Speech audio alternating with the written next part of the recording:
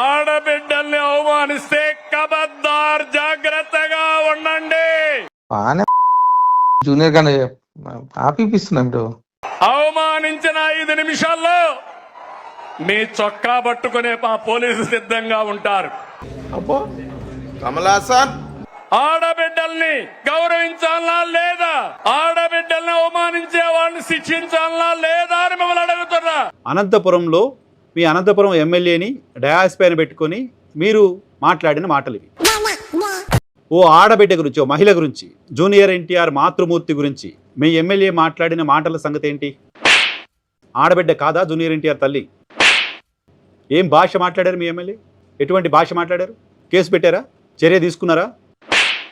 వైఎస్ఆర్ కాంగ్రెస్ పార్టీనో లేకపోతే మిమ్మల్ని వ్యతిరేకిస్తున్న వాళ్ళను వేధించడానికి, వాళ్ళని ఇబ్బందులు పెట్టడం కోసం సోషల్ మీడియా పేరుతో కేసులు పెడతారా?